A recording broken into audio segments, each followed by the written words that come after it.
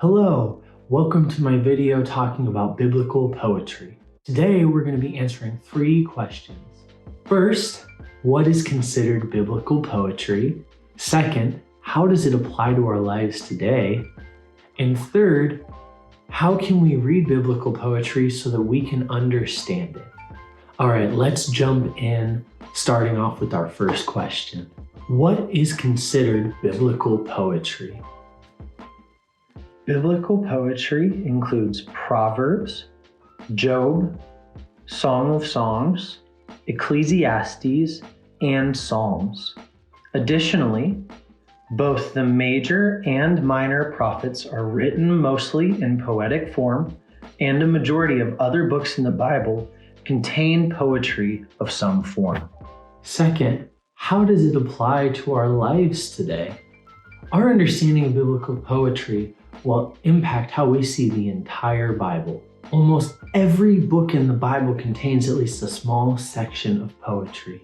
In fact, many of the books rely on poetry to communicate the deepest theological thoughts and concepts of our faith. This poetry helps us to see beauty in our world, experience emotions as the author intended, and gives depth to otherwise plain or simple things or ideas. Through biblical poetry, we see into God's heart and the heart of His people throughout generations. Finally, how can we read biblical poetry so that we can understand it? To help us understand how to read biblical poetry better, we're going to dive into a topic called parallelism. Parallelism helps us read biblical poetry correctly. In biblical poetry, the meaning of the passage is not just found in the individual lines, but is actually found in the tension created between the 2 lines. We're going to look at 3 forms of parallelism and break down how to read each of them. First, if a line of poetry is equal to the line that follows it, then the parts of the lines are interchangeable. The second line echoes the first line. We see this in Psalms chapter 51, verse 16. You do not desire a sacrifice, or I would offer one. Line 1. Line 2, you do not want a burnt offering. We see the same idea in line 1 transfers to line 2, that God does not desire a sacrifice or He would offer one. He does not want a burnt offering. The first and second lines are equal to each other or are almost interchangeable. Second, if a line of poetry is greater to the line that follows it, the second line is used to qualify the first line and help bring the first line into greater clarity or more completeness. We see this in Psalms 18, verse 2, part 8. The Lord is my rock, my fortress, and my Savior. My God is my rock in whom I find protection.